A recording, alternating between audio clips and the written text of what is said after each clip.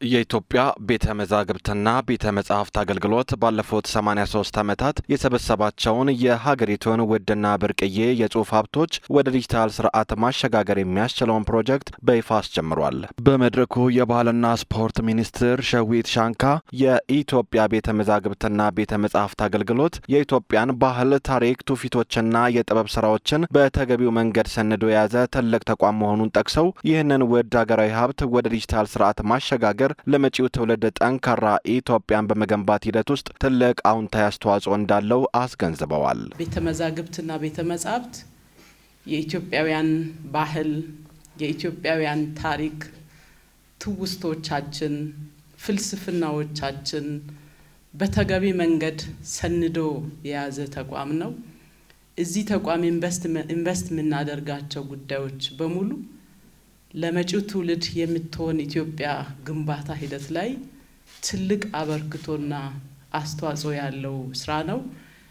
በኢትዮጵያ ቤተ መዛግብትና ቤተ መጻሕፍት ታሪክም አዲስ ምዕራፍ የከፈተ ስራ ስለሆነ እንኳን ደስ አላችሁ፣ እንኳን ደስ አለን። ተቋሙ ባለፉት 83 ዓመታት የኢትዮጵያን ውድ የጽሑፍ ሀብት ለትውልድ የማሸጋገር ታላቅ ኃላፊነት ሲወጣ መቆየቱ ሲገለጽ ባለፉት ረጅም ዓመታት የተሰበሰቡት ውድ የጽሑፍ ሀብቶች ከአገልግሎት ብዛትና ከእድሜ መግፋት የተነሳ የመጎሳቆል አደጋ ተጋርጦባቸው መቆየቱ ተጠቁሟል። ሰነዶቹን ወደ ዲጂታል ስርዓት ማስገባት ከዚህ አደጋ ከመታደጉም በላይ አንባቢያንና ተመራማሪዎች የፈለጉትን መረጃ በአጭር ጊዜና በቀላሉ እንዲያገኙ አይነተኛ መፍትሄ እንደሚፈጠር ተገልጿል። ሰነዶች አንዳንዶቹ ላይፍ ሳይዝ ናቸው። ሰነዶቹ ራሱ ህይወት ያላቸው ናቸው። ወረቀት ብቻ ሳይሆኑ እነዚህን እንዲዘልቁ ለማድረግ ከወረቀት ስርዓት ወደ ዘመናዊ ቴክኖሎጂ የዲጂታል ስርዓት ውስጥ ማስገባት አለብንና ወረቀት ወደ ዲጂታል ስርዓት ሲገባ ለዲጂታል ኢኮኖሚ ግንባታ ዋነኛው መሰረት የዲጂታይዜሽን ስራ ነው።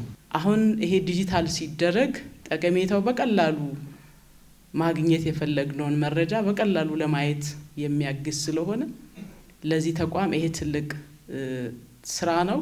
ዲጂታል ኢትዮጵያ 2030 ስትራቴጂን ለማሳካትና የዲጂታል ኢኮኖሚን ለመገንባት የዲጂታይዜሽን ስራ ዋነኛ መሰረት መሆኑን የጠቀሱት የኢኖቬሽንና ቴክኖሎጂ ሚኒስተር በለጠ ሞላ በየደረጃው ያሉ የመንግስት መስሪያ ቤቶችና ተቋማት ያላቸውን የሰነድ ሀብት ወደ ዲጂታል ስርዓት ሊያስገቡ እንደሚገባ አሳስበዋል። ሚኒስቴር መስሪያ ቤቶች፣ የመንግስት ተቋማት፣ የግል ዘርፉ እንዲሁም ተቋማት ሁላችንም በምናወጣቸው ስትራቴጂዎችና ፖሊሲዎች እንደ ሀገር በመናረጋቸው ተናጥላዊ ጥረቶች ይሄ ሁሉ የሚገኘው ውጤት ተደምሮ ማለት ነውና ሰነድ የሚያመርቱ ተቋማትን በተቻለ መጠን ዲጂታይዝ ማድረግ ለፕሮጀክቱ መሰረተ ልማት ማቆሚያ የሚሆን የመጽሐፍ የሰነድና የመዛግብት ስካነሮች እንዲሁም የተቀናጁ የኮምፒውተር መሳሪያዎችን ጨምሮ ከ126 ሚሊዮን ብር በላይ ወጪ መደረጉ ተገልጿል። ከፍተኛ ጥራት ያላቸው ለጥንታዊ መጽሐፍት ጥንቃቄ የሚያደርጉ የመጽሐፍት ስካነሮች፣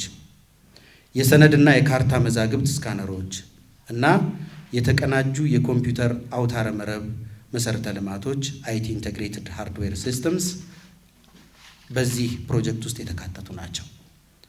እነዚህ እጅግ ወሳኝ ማሽነሪዎችና መሰረተ ልማቶች አጠቃላይ 792,422 የአሜሪካን ዶላር በሀገራችን ገንዘብ ምንዛሬ ደግሞ 126 ሚሊዮን 787,520 የኢትዮጵያ ብር ወጪ አስወጥተዋል። ከኢኖቬሽንና ቴክኖሎጂ ሚኒስቴር ጋር በመሆን በጋራ የተጀመረው ፕሮጀክት በመጀመሪያው ምዕራፍ የ20 ሚሊዮን ገጾች የዲጂታል ስራ እንደ ፓይለት ፕሮጀክት በተሳካ ሁኔታ ለማከናወን መታቀዱ ሲገለጽ ዲጂታይዝ የተደረገው ሀብት የቅጂ መብት ሕግን በጠበቀ መልኩ በዲጂታል ኦንላይን አገልግሎት ዝግጁ እንደሚሆን ተመላክቷል። ይህን ዲጂታይዝ የተደረገ ሀብት የቅጂ መብት ወይም ኮፒራይትና ተዛማጅ የአእምሮ ንብረት አጠቃቀም ሕጎች በሚፈቅዱት አግባብ ለዲጂታል ኦንላይን አገልግሎት ዝግጁ እናደርጋለን። በዚህ ሂደት ውስጥም ከአእምሮዊ ንብረት ባለስልጣን ጋር በመተባበር የፈጠራ የጽሑፍ ስራዎች ደራሲያንና ጠቢባን የሚገባቸውን የሮያሊቲ ስርዓት ለማስጀመርና ተገቢውን ኢኮኖሚያዊ ተጠቃሚነት የሚያገኙበትን እድል የመፍጠር አቅም ይኖረናል።